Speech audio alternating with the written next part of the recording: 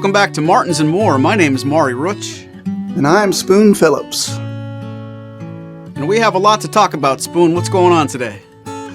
Well, today is going to be a very woody day. And I don't mean from Toy Story. From Cheers? Nor from Cheers. Famous Woodies, nor is it the famous film director Woody Allen. What about station wagons with wood on the side? When I was a little boy, we actually had one of those. I would say no to all of those. We're going to continue our discussion about great Tonewoods that are available from Martin Guitar. And I was going to say, we're back. Besides, we have a lot more to talk about. Oh, very punny. Very, very punny. All right, let's just be serious for 1 minute. Out of all these episodes, let's just do the work.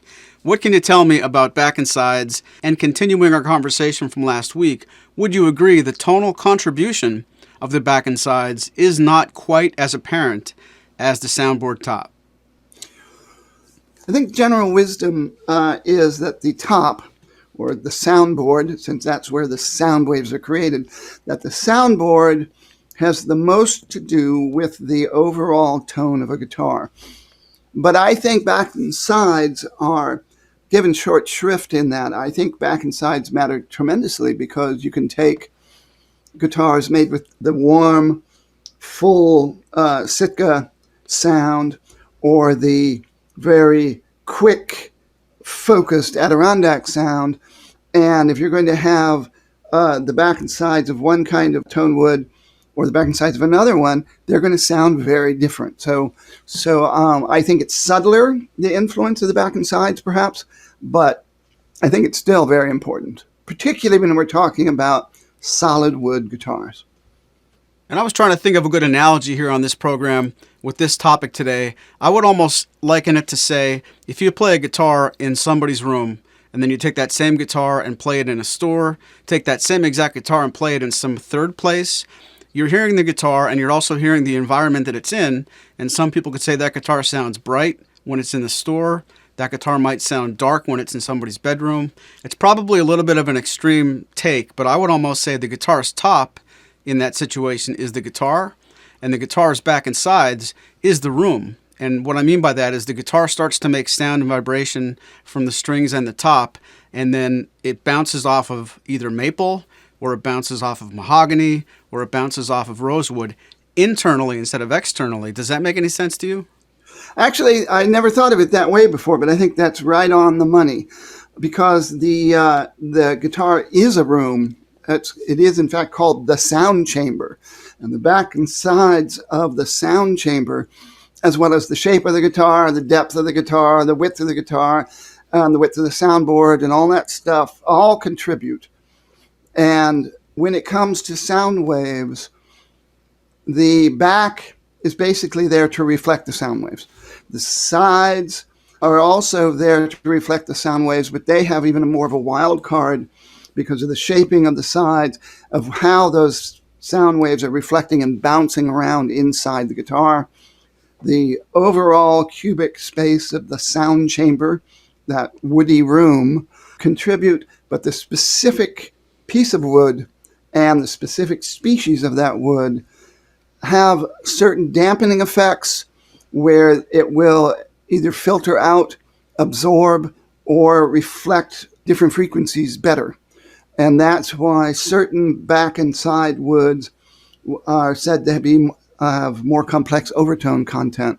And I think we should begin with the elephant in the room. The most popular back and side tone wood today is East Indian rosewood. Yes. Species that's native to India. And it's also important to point out, you mentioned bright and you mentioned dark. And bright means something different to everybody. Everybody's vocabulary, and I mentioned this when we were talking about soundboards, I'm fascinated by the fact that musical tone has almost no vocabulary available to it that isn't taken from the other senses. Warm is used for light. And warm is also used, like in painting warm colors, that's also based on light, because we associate certain colors with firelight throughout human history and the warmth of a fire. Warm also means the actual warmth that you feel, and so on. Bright, dark, warm. It's funny that you hear people talking about warm, but you never hear them talking about a guitar being cold or cool, or very rarely do you hear that. So it's difficult for us to speak about this and have everybody listening to us have a brain that knows exactly what we're saying when we say those kind of terms. Metallic. A lot of people say Indian rosewood guitars have a metallic sound. Well, the strings are made of metal. How could it not have a metallic sound? But I think I know what they're saying. And I don't necessarily hear that when I hear Indian rosewood guitars, because my brain isn't focusing on whatever that is. I'm focusing on the woody overtones and undertones and all that. So it's fascinating that you can listen to a guitar, whether you're in that store you mentioned or whether you're in that room that you mentioned. You can actually sit there and focus on different aspects of that tone. And when you're talking about professional level instruments like they make at C.F. Martin and Company with all solid wood construction, you can start to hear all kinds of stuff. Of course, when you're just listening to the record and you're just listening to John Mayer or Taylor Swift or whoever it is playing their guitar, we don't tend to do that, and we just tend to basically hear the most normal fundamental aspects of those instruments. So we're getting into very geeky stuff here today, talking about these different woods. There'll be plenty of guitar builders out there that will tell you that the back and sides don't really matter that much. Just go with back and sides that you like the look of, because it's really all about the soundboard. I don't agree with that. But so before we go any farther, as we focus in on East Indian rosewood, the most common rosewood used on professional level guitars today, Maury Rutch, what's your take on Indian rosewood? I kind of like it. No, I'm guilty of really being a homer when it comes to rosewood, and all the programs we have on YouTube and all the podcasts and all the times I get an opportunity to bare my soul to the internet, it's been well documented that I'm a big fan of rosewood guitars. When it comes to rosewood versus mahogany, even though I think it's kind of funny to be on one side of that, I'm always voting rosewood. It doesn't mean I don't like mahogany, but rosewood, it's just one of those things. I've played so many guitars. I've been so fortunate to have played a lot of Martin guitars in my time. Being a Martin dealer as long as we have, I get the rare opportunity to play every guitar we bring in here. So I get to play mahogany, rosewood, and a lot of other tonewoods so consistently that I get an opportunity to reevaluate my decision. It's just something I'm drawn to. Maybe you can compare it to a piano. I can play a couple of chords on piano. I'm not very good. I'm self-taught, and I really do want to take lessons while we're on that subject. But what I can do is I can play a couple of chords. When I change from one chord to another, I lean on the sustain pedal to cover up my mistakes. If I'm going to do something I don't like, the sustain pedal kind of hides some warts, so to speak. I hear something in rosewood that maybe it goes way back to when I first learned how to play guitar, but I think rosewood's more forgiving. I think if you're going to play some passages on a guitar, what happens when the soundboard gets set into motion, and like we talked a moment ago, it sends that energy and that sound into the chamber of the guitar. I think rosewood gives you a bit of natural reverb, natural sustain, and what happens in the overtones of a chord, for example, when you strum a rosewood guitar and then change to the next chord, I think rosewood just sounds more pleasing to me in the things that are happening between what I'm doing, what I'm playing with my hands, the things that happen in between what I'm creating seems to be either forgiving, or if you listen to a vocal and you're recording something, you listen to it naked and it's just right there. You hear every little thing for good and bad. You put a little bit of reverb, a little bit of delay, and dress it up a little bit. I think that's what rosewood does to a guitar's tone in comparison to mahogany. And I know that's not fair to just compare those two for the whole program, but starting there, I think rosewood is just, there's something pleasing about it, and I'm having a hard time describing why, but when I play a rosewood guitar for 15 minutes and I put it down and I play a mahogany back and sides guitar, it goes away. That's the best I could think of. Well, that's interesting that you have already gone to comparing rosewood to mahogany. I think, again, we're talking about the overtone content and the way that rosewoods, really all of the rosewoods that are used to make acoustic guitars, have a more complex overtone content and undertone content. So I mentioned before that technically undertone in an acoustic lab, but they're referring to the lower harmonics. So the harmonics off of the bottom A string and the bottom E string as compared to the harmonics that come off the high E string and the B string and so forth. When you're hearing a chord sustaining, some of the fundamentals are higher than some of those lower overtones, and that's the real technical definition of undertone. For me, undertone, when it comes to Martin guitars, refers to that body resonance and that and it is still married to the whole overtone undertone thing that I just mentioned, but it is that lusher, darker, rounder, wound string sustain, and it's very colorful. And depending on the particular guitar, top wood and backwood and all that, some of them are more colorful than others. A friend of ours is fond of saying that Indian rosewood is like the 8 crayon Crayola box, where Brazilian rosewood is the 64 crayon Crayola box. And but we'll get into that in just a moment. Indian rosewood is a very lush sounding, colorful, rich sounding reflection of the top wood. And when you have warm Sitka, warm, powerful Sitka, and you have Indian rosewood, you get that wonderfully luscious Martin guitar sound. Very good example is your OM28V that you've been playing for so many years now that it's so wonderfully broken in. When we were talking about our top 10 Martins, HD28 with the forward shifted bracing and that big dreadnought body, and Indian and Sitka, just wonderfully lush, round, full, beefy sound to it. When you talked about Mahogany, on the other hand, and people do this, rosewood, mahogany back and forth all the time. We're talking about Mahogany back inside on a similar guitar. It's not devoid of harmonics. It's not devoid of undertone, but it's simpler. And so it doesn't, like you say, fill up that sustain between the one thing you're playing and moving on to the next thing. And it doesn't hang around as much, and it doesn't fill up that space. Years ago, when I first started writing on the internet, I would refer to the smoky rosewood undertone, because it seemed to me that those lush Martins made with Indian rosewood, it was like filling this sonic space with smoke. Like when you see a sunbeam coming through and you see smoke in the room, from a fireplace or somebody smoking a cigarette or whatever. And it was like filling up that space, where Mahogany is airier and it has presence, but it doesn't have that kind of complexity. If I were using an arc, like a protractor arc, and I would put Brazilian rosewood at the very top of it, and to the left, if you're looking at to the left of Brazilian rosewood, the rosewoods get darker and lusher. So that's where you get into Amazon rosewood, and that's where you get into Cocobolo, which is very inky, dark bass stuff.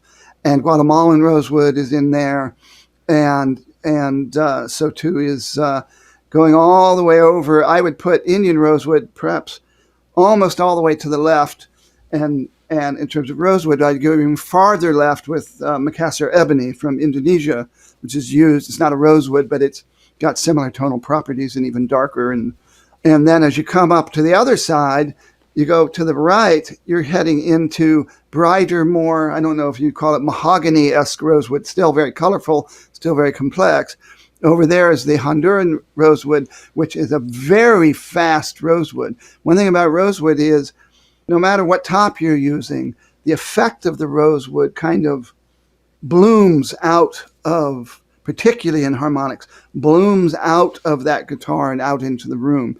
And some rosewoods bloom faster than others. And Honduran rosewood, like you're doing hammer-ons or whatever, those notes just pop out more similar to something like mahogany. And then even farther over from Honduran is Guatemalan rosewood, which I think is the most, I used to say it was the rosewood for mahogany lovers, because it can get darker and inkier, but and it's very colorful, particularly up in the upper harmonics and stuff. And but it doesn't have the gravitas and that low mid meatiness that you get out of the lusher rosewoods. So that's a very quick take on that. And then if you go farther on that side, on the right side, as you get into the less lush and even though it's rosewoods, it's still harmonically complex, then you start heading in toward koa and mahogany and maple and walnut and those other woods that we'll talk about in a few minutes. But Indian rosewood is wonderful. All the major builders build with it. I think some people got used to it and want the more exotic rosewoods that are available.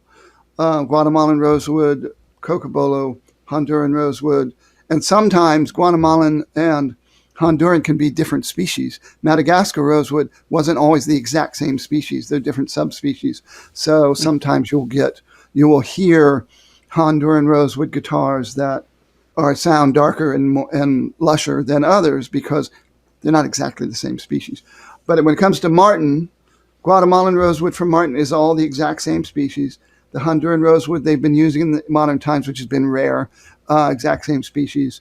Honduran rosewood is usually used for marimbas, partially because the trees aren't that big, so it's hard to find sets that'll work on guitars. But also, it's again, that quick reflex when you tap it, when somebody's playing marimba, it's a very quick, snappy report. Where Indian rosewood and cocobolo, Guatemalan, the bloom is slower and lusher.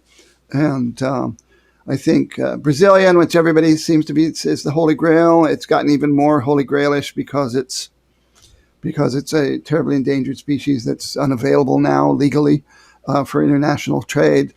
So the domestic, supplies that people have been holding on to forever dwindling. That's pretty quick.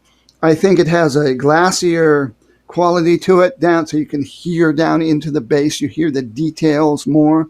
It's not as dark and woofy as all those other lusher rosewoods. It can be lush. You definitely run into Brazilian that can be quite lush, but it's kind of the Goldilocks sweet spot in the minds and ears of many people, and of course was the reason it was used for all those years up until they had to change to Indian rosewood. That would be kind of a trivia question. It's not our official trivia question, but does anybody out there remember, if you're listening on YouTube, maybe you can put in the comments, what year did Martin switch from Brazilian to Indian rosewood for their main rosewood? And since we're about to talk about mahoganies, what year did Martin first start building back and sides with mahogany? We'll see if anybody out there knows that. So you've been around, Maury, you've been around other rosewoods a lot because Martin has started building with other rosewoods. How would you compare that ship of the line Indian rosewood to Guatemalan and Madagascar, which are the other major choices still available at Martin today? Before I answer that, I don't want to change my earlier answer, but I want to attach an amendment. I talked so much about the overtones and what happens in the guitar's tonal balance with a rosewood instrument after you play the fundamental note. And I forgot to mention the biggest reason that I really gravitate towards rosewood. I like bass, and I honestly do think that all things being equal, if two Martin guitars are built the same way, one has mahogany back and sides, one has rosewood back and sides, I do hear a bump in the bass register, both in the overtones and the fundamental. And if I'm really looking back to tell you why I go towards rosewood guitars from the beginning, they just sound bassier to me, in general. So I know that's a painting with a broad brush, but I didn't want to forget to say that. But to answer your other question, I'm in a unique situation where I play so many Martin guitars with rosewood, but they almost all have East Indian. And the times we get to play some rare things at Martin, going back to when the factory was wide open for dealers and friends, and you could go there every time there was a NAMM release. I did get to play several Guatemalan. Madagascar was probably the second most other rosewood that I've played. But frankly, I haven't really been able to spend a lot of time with the alternative Rosewoods with Martin. And if you look in our current inventory today, I don't know that I have anything in stock that's not East Indian. Only a few times did I ever see a Brazilian Rosewood guitar come through the store. As much as I'm a dealer and I have so much access to so many Martins, that's one of those answers I kind of have to almost punt, because I don't have a lot of real world experience playing anything but East Indian. But the times I have played Madagascar, I feel a little bit uneducated to answer in this way, but I remember it being a little bit more complex. If you would hold on to a long sustaining chord on East Indian when you play something like Madagascar, I think I remember it sounding a little bit more almost like Rosewood is versus Mahogany, Madagascar is versus East Indian, but not to that extent. And in a blind test, I know I would be able to tell that you're not playing the same Tonewoods back to back. And if I remember correctly, there was a really good example of this maybe 4 or 5 Martin Fests ago. Matt Carroll might have been holding court in one of those hotel rooms, and it was one of those unique times when 5 or 6 really expensive guitars got together and we got to play them back to back. More importantly, we got to watch one person playing them and we could stand in front. And I remember that was one of those Guatemalan versus Indian versus Brazilian versus something else. And the differences are there, but I'm not necessarily ready to say on camera that I could certainly pick things out of a blind test. That's something else was Honduran Rosewood. And a couple of those, 3 of those guitars came from Maury's Music. They were customs that you had. One was made with Honduran Rosewood, one was made with Cocobolo, and one was Madagascar. And then they also had Indian in the room too. And that was very, I think, educational for a lot of people, but it was a long time ago to really remember the details. But when you talk about that again, that the way you described it, the sustain pedal, that bloom that rises up with the harmonics, that rosewood bloom really enriches those, what I call the low mid. You call it bass. It's really the whole bottom end. So that bassy undertone, it really comes up in through the mid-range, so you just get a fuller, warmer sound, and with more colors, and as you let something sustain, more colors. When you're playing a picking pattern, if you're finger picking, you're playing a picking pattern, that starts to build up, and which is why some people actually prefer Mahogany. Leo Kottke used to call it, he would say the clouds start to form in the mids, because that bottom end swells up and then hangs around longer. And we have a friend of ours, Howie Emerson, excellent, world-class finger style player, who wants as few overtones as possible. He's more like a jazz guitar player who wants to move on to the next note, and he doesn't want all that stuff hanging around. And I remember taking the Stand Ferry with 3 jazz musicians from Mandolin Brothers who were there playing the expensive jazz guitars, and we were talking about that. And I was saying I would rather hear somebody playing jazz on a D18, and they were saying, yeah, but if I'm playing some sort of flat 5 chord or 13th chord, I want to hear that choral choir of all those notes, but without the extra overtones. But you and I really love overtones, and we really love lushness.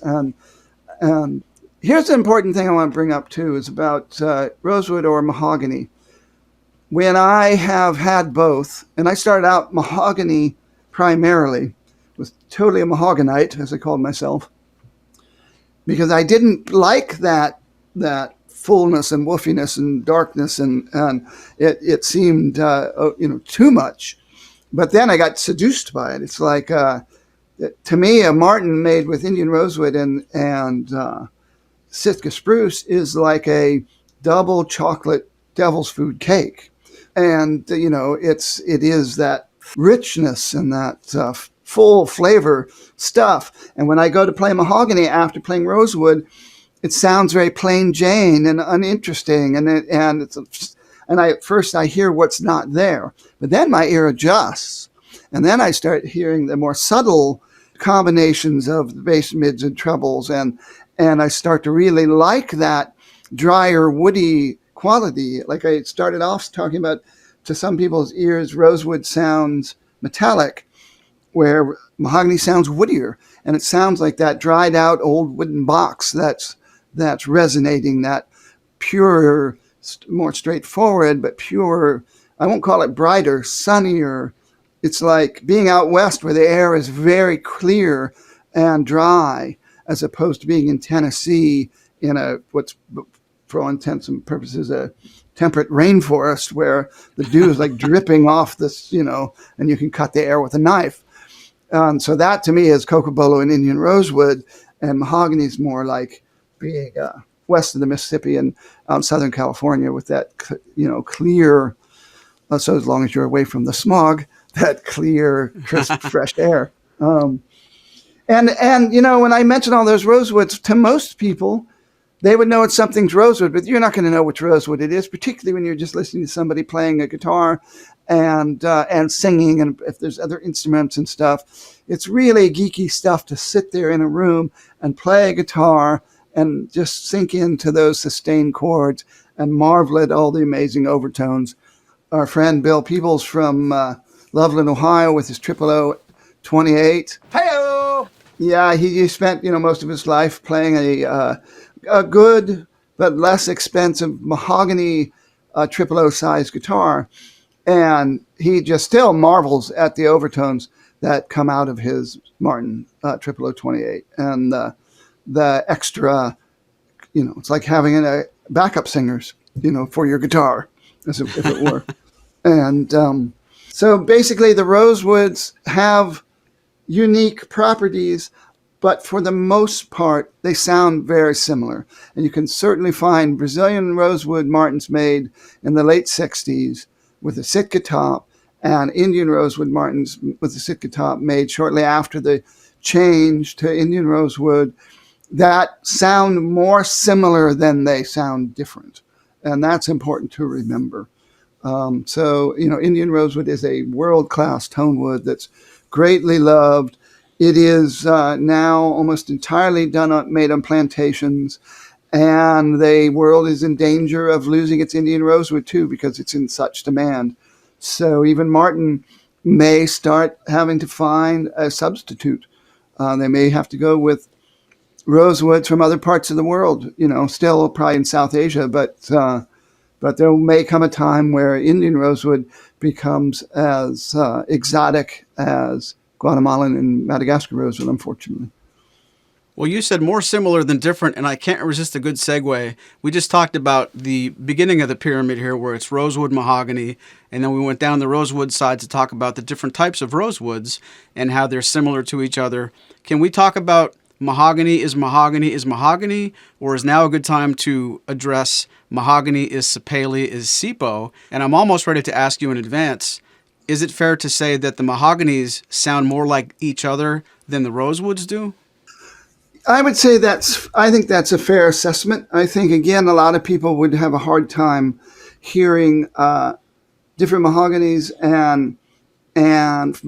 based on the same construction. And really, if you're really focused in on it, there's going to be some differences. But how much of that comes from the specific piece of spruce on top, there's no way to tell. Mahogany we've said, is not as complex a sound, gives off has fewer overtones, or maybe fewer even levels of overtones, but it still has overtones. You still get harmonics. You still get undertone and all that. It can have plenty of sustain in terms of the basic notes, but it doesn't have that kind of bloom that comes up and fills the gaps like we've been talking about between one chord and another, or one note and another. So I think a lot of people like it because it's drier and woodier sounding, though I still hear plenty of woodiness in rosewood. It's a different kind of woody. It's famous as a flat picking instrument because it's so fundamental, and you can move from one note to the other with great clarity. They were famous for recording better than rosewood guitars. They sound less muddy when you're recording with them. Plenty of D18s unnamed on records that we recorded all across the 40s, 50s, 60s, 70s, 80s, 90s in studios because they record so well. And you can hear the acoustic guitar very clearly. And same thing with the smaller body guitars as well. I mentioned Leo Kottke, really liking Sitka and Mahogany. And even though he has played Rosewood guitars over the years, again, just that you get a full guitar sound, but it's not as busy, it's not as warm, it's not as woofy. What Martin calls genuine mahogany, it's ironic that Martin uses the term genuine mahogany to refer to big leaf mahogany, species that used to be called Honduras mahogany, but it hasn't been taken from that country in a very long time because it got cut out, completely cut down. It typically came from Brazil and Peru and other places in South America. The reason it's ironic is the actual species, Swietenia mahogany, isn't big leaf mahogany. It is the species that is now called Cuban mahogany or Floridian mahogany. It was from the Caribbean, and that's the actual genuine mahogany. But by the early 1800s, it was almost cut down to extinction by the European, furniture makers who were taking it back to make furniture out of it. To my ear, the few guitars I've heard that have been made with that wood, it sounds the most like African Sipele to me. It's got very nice pop to it and very clear trebles and very distinct focused bass notes. Sipo and genuine mahogany, I think, maybe have a little more warmth in the bottom end, but we're talking about very subtle stuff. I believe if you took 10 guitars that are made the exact same way, let's say D16 or D18, with Sipele, and you had 3 Sipele, you had 3 genuine mahogany, and 3 Sipo, and then you threw in 1 Cuban mahogany, I would imagine that 10 different people would not come close to being able to pick out which was which. I would think the way the guitar is made, the soundboard, all that will have more to do to this with the sound of a mahogany guitar. So those customers who call in and say they're interested in the CEO7 we have on the website and they want to know if it's Sipele or Sipo or mahogany, am I allowed to say it doesn't matter? Yes, you can say that, but yet at the same time, I think the customer has it in his head. And frankly, the name of the Pirandello play, right you are if you think you are. So there are people who, have to have genuine mahogany. Just like there are people who did not buy an OM45 Deluxe Authentic 1930 because it wasn't solid abalone. It was the modern abalone veneer that allows the best looking abalone to be on the top. And that mattered to them that much that they chose not to buy that guitar. So I do know that the 15s still use genuine mahogany. It's like if they're suddenly running low on whatever the mahogany that's spec'd for the 15s, and they happen to have a bunch of genuine mahogany, they'll do a run of genuine mahogany. As far as Martin's concerned, they're interchangeable. That's how similar they are. And you can end up with a 15 that has a Sipele back and sides and a Sipo top. You can end up with genuine mahogany sides and a Sipo back and a Sipo top, or it's that's really the way they'll do it when they're doing runs of the 15 series. So it is interchangeable as far as Martin is concerned. They're all members of the mahogany family. Not that all members of the mahogany family have the same value. Spanish cedar is in the mahogany family. It's a much softer wood than those other ones, and would not. And 15 made of all Spanish cedar would definitely sound different. But when it comes to those 2 African species that Martin prefers using, and they've never made an all solid kaya, which is actually the official African mahogany species. They've never done that, as far as I know. But in terms of Sipele, Sipo, and genuine mahogany, I think you're talking the different. They look more different than they sound different. I'll put it that way. Well, while you were saying that, I just put on some really strong glasses. I looked into the future just a little bit, and I see some people crying. This podcast is almost half over, and all you've talked about is mahogany and rosewood. Where's the walnut? Where's the cherry? Where's the koa? What can you tell me about things like that? Well, we're not going to get into too many Tonewoods because we're going to have a show in the future with Michael Dickinson, our bestest bud at C.F. Martin and Company, who has worn many hats there, but in modern times he has been the exotic wood buyer for C.F. Martin. But we'll talk about the ones you just mentioned because they're not all that exotic. Koa, beautiful wood, an acacia from the Hawaiian Islands. It only grows in the Hawaiian Islands. Of all the acacias, which includes stuff like Tasmanian blackwood and stuff like that, it is definitely the most toneful, soulful wood. And all over the internet and in books, you'll hear that koa sounds like a combination of rosewood and mahogany. People ask you about walnut. It sounds like a combination of rosewood and mahogany. That's fiddlesticks because they have their own sound. And koa has beautiful, lovely harmonics, though there tend to be high-end and high mid-range harmonics. They have harmonics down below, but not the same kind of undertone complexity that you get from rosewood. Though I would say it's still a more complex, harmonically complex than mahogany. I think mahogany gets a bad rap for not being as bassy as rosewood. I think mahogany is definitely bassier than koa. I think there's plenty of bass on a D18.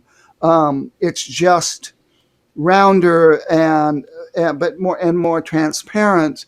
I'm going to go back and use Dick Boak's word glassine. That's why he likes mahogany. It's like mahogany, you don't have that rosewood smoke. You can see through that tonal bubble that your brain hears, and you get some of that with koa as well. But I don't think it's nearly as warm in the bottom end as a good Sitka-topped mahogany guitar.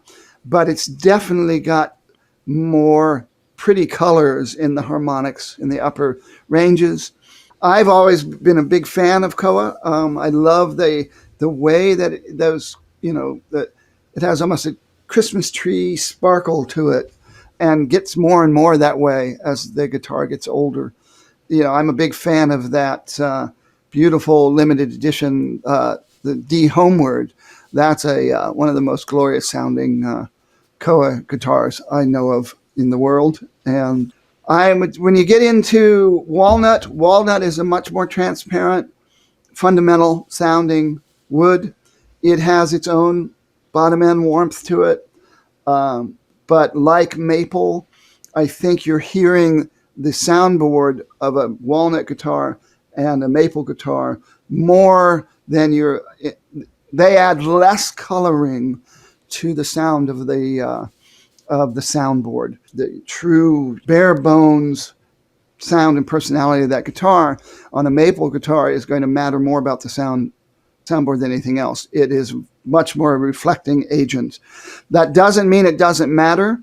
I think bird's eye maple does not have as complex a sound as the fiddleback maples. I think Claro walnut is a much softer walnut than black walnut. And so that you're going to get, they're not going to sound exactly the same. I think with Claro walnut, again, you're going to get more of the sound of the top, and it's going to have less influence. The walnut guitars still have their own unique sound. And then when you get into cherry, I think cherry is a wonderful wood, but it's more maple-like. It's got they have, like maple guitars, very sweet sound, very pure sound. And for people who are interested in having their guitar made from woods from the United States of America, cherry back and sides with a Sitka top, it's a marvelous combination. But they're really more about the soundboard and reflecting the natural sound of the soundboard compared to koa, mahogany, and rosewood. And not just USA, but I think a lot of the Martin's cherry guitars are made from Pennsylvania wood. Yeah, I think that's correct. I think that the cherry that's used at Martin is actually from Pennsylvania. That OME cherry guitar is got a European spruce top, but it's been sourced through the Forest Stewardship Council. So it's one of Martin's, greener guitars, if you will. All of the wood on that is from certified sustainable forests and managed by people who care about the forest and the people who live in the forest and all that. But that's a wonderful guitar, and that's probably my favorite Martin Cherry guitar made to date. And I think it's still available for sale, as a matter of fact. I didn't say anything, but the last time you and I had lunch at the Cherry Hill Hotel, right around the corner from Martin, I thought I saw somebody outside through the window climbing a tree. Somebody else was cutting that tree down, and I wasn't completely sure, but it looked like somebody was walking that tree across the street to Martin, and I had a feeling they were making the OME Cherry. But you were talking during that time, so I didn't want to interrupt you. You're a big fibber. You're the biggest fibber I ever met. How good were those clams, though? Oh, yeah. Well, that's Maury Big Fibber Rutch. But that's hilarious. Try to find your train of thought now, buddy. And for people who get to go to Nazareth, for years we all learned that C.F. Martin moved from New York City in the 1840s to Cherry Hill, Pennsylvania, because you weren't allowed to live in Nazareth, Pennsylvania if you were not a member of the Moravian Church. And until his wife converted to Moravian, they lived in Cherry Hill. So one day I'm standing in the Martin parking lot right behind the what used to be called Miva Joe's restaurant. I'm standing there looking off into the distance. You can't see very much because there's just this little slope that goes up into a little neighborhood. And I said, so where is Cherry Hill? And the person pointed right there and said, right there. And it was that slope.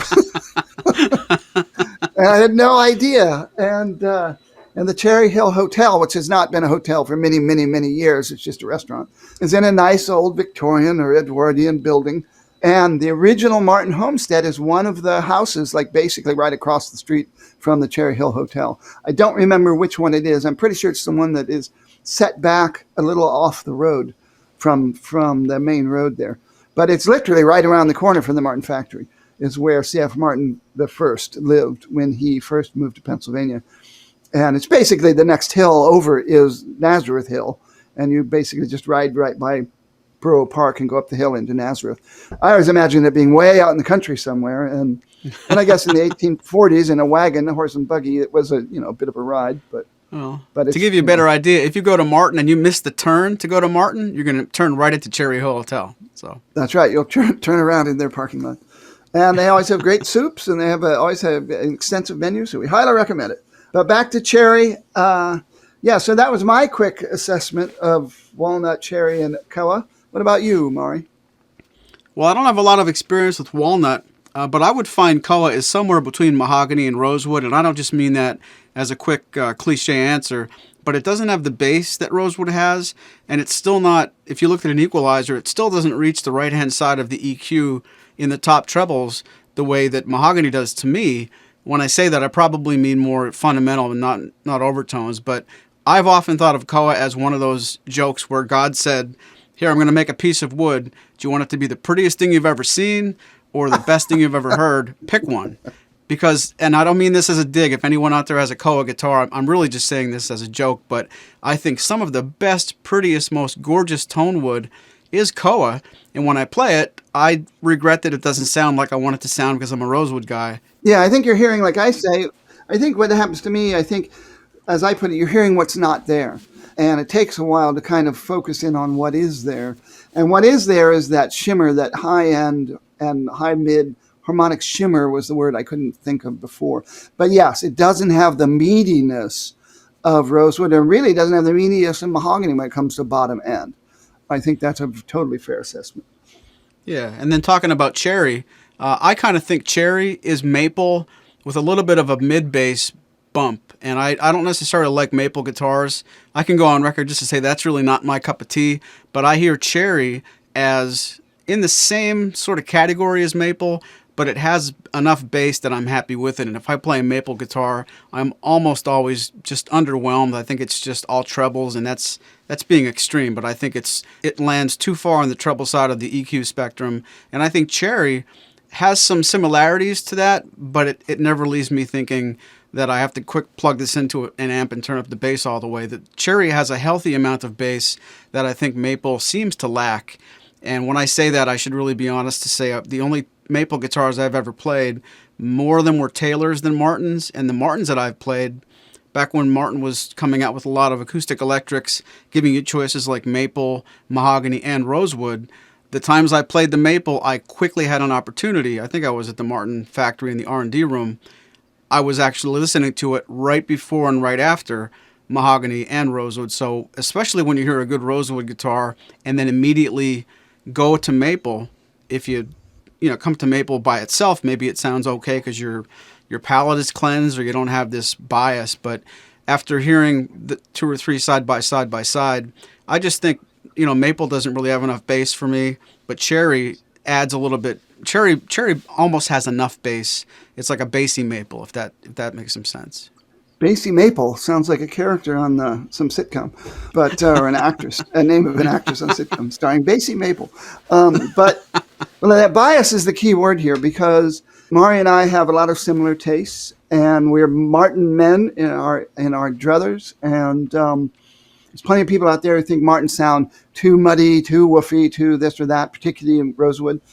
If you take a big-bodied Gibson guitar made of maple, that bass string is still the same note, same frequency.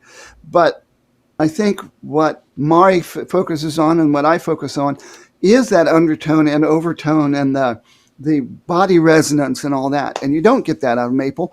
And that's why people like maple guitars often. One of the most beautiful Martins I've ever heard was the white Eric Clapton model, which is maple and Engelmann. And again, Engelmann takes a little while to break in, but somebody who had it from one that was several years old at a Martin Fest and late at night was playing it in the lounge and passing it around, and it was just so beautiful, very pure, very pretty. But yes, it did not. If somebody was playing a Rosewood Clapton and went back and forth, the maple one would not have that lushness to it at all. So our bias is, but again, I think what you were hearing or what you were focusing on what wasn't there. So you have to kind of focus on what is there. But yeah, it's not something, I don't have it in my stable. It's not something I gravitate toward. But when it comes to Koa, the all-time greatest sounding Martin I have ever played and ever heard, a fella asked me to go to Elderly Instruments to play some vintage Martins in Michigan. And so we went there and spent an entire day in a private room while he tried to make up his mind. And I played a 1930 0040 K. Guess it was not an H. It was not a Hawaiian guitar that was converted. It had been set up and made to be played with frets and Spanish style. I guess it was 0040 K. I guess they would have called them, but it was all Koa. Now Koa tops. Koa is a very hard wood. Koa tops take a really long time to break in. So if you're happy enough to own one of the Keb Mo models with Koa top, give it time because it will sound better and better and better and better. But anyway, this was a guitar from 1930 or maybe it was from 1940. So it had decades under it and it sounded spectacular. It was just the most beautiful and extremely complex sounding instrument. And it was Koa. And I was very surprised. And a friend of mine has a Koa-topped old Martin that he uses to play lap steel on. And that also sounds spectacular, but Koa tops take a very long time. And Koa back and sides, like I said, they do sound better and better, just like Rosewood guitars, as they age and break in. But it's the path less traveled. I think Rosewood and Mahogany will continue to be the most popular Martins, and with good reason. So I'm very curious to see what our listeners have to say about all this, their opinions, where they think we're completely full of overtones about certain things or full of undertone about certain things. And we readily admit this is our opinion and our prejudices and our bias completely involved in these discussions. Good point. And I have to assume if you have not piped in yet with your strong opinion about Rosewood or your strong opinion about Mahogany yet on the YouTube version of this podcast, I have to assume your keyboard batteries are low because we've been talking for almost an hour. And surely you guys are as passionate as we are. What do you like better? Please don't hold back. Tell us if you're a Rosewood guy. Tell us if you're a Mahoganite. And I have a little bit of a question for Spoon coming up right here. I think this has been a good talk, but it's not complicated enough yet. Let's throw a little bit of a wrench in the works. We talked about Mahogany being the back and sides. We talked about Rosewood being the back and sides. The entirety of this broadcast so far has been solid pieces of wood. You mentioned Kaya a few minutes ago, Spoon, talking about the another version of Mahogany, and that is still Mahogany. Can you speak to the Rhodes series of instruments from Martin where the core wood is Mahogany, the Kaya center, but it's got veneers of either Koa or Ziricote? Can we bring that into the discussion and see what happens there? I think it's a great idea because I was surprised. I was genuinely surprised how different those guitars sound. And it goes to show, now these are veneers, but it's not veneers and plywood. We're not talking about a Esteban that's made out of boxwood with just, cross layers of wood that's, nice thing about those kind of guitars is they're much more stable. They survive being thrown around in a college student's closet. They survive changes in weather better. You don't have to worry about the humidity nearly as much, all that stuff, as you do with a solid wood guitar.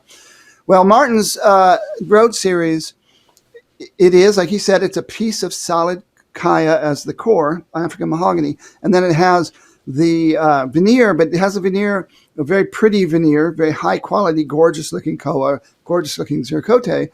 But it has it on the inside and the outside. So the sound waves are still reflecting off of that outer piece. And I was not prepared for how much first of all, the Koa versions that first came out, how you could distinctly hear that Koa shimmer overtone thing going on.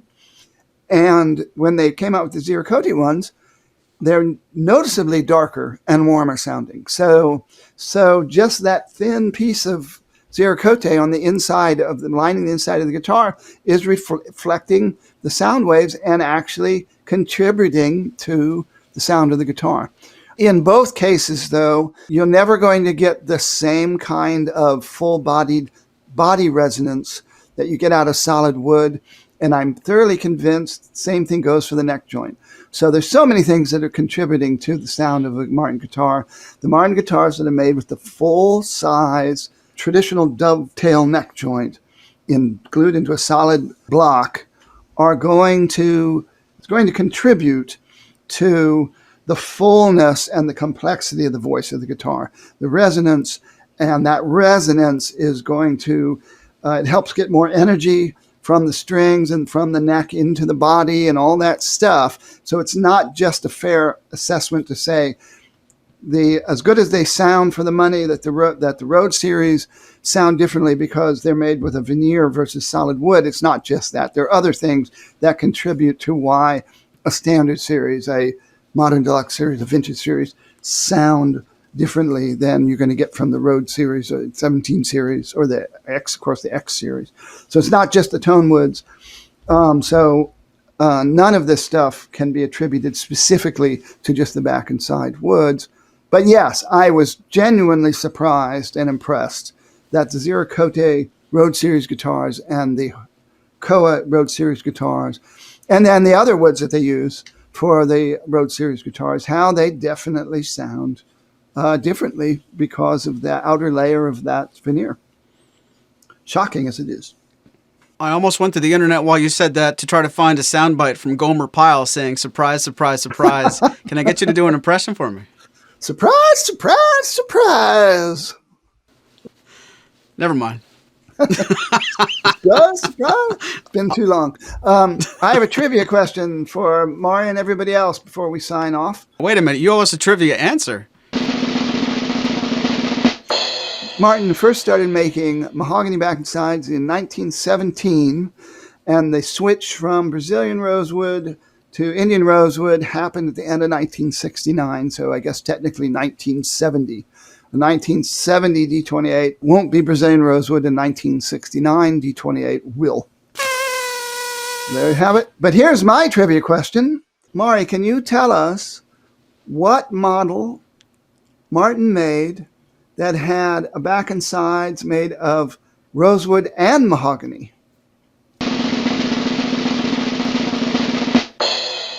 That would be the D45 Stephen Stills.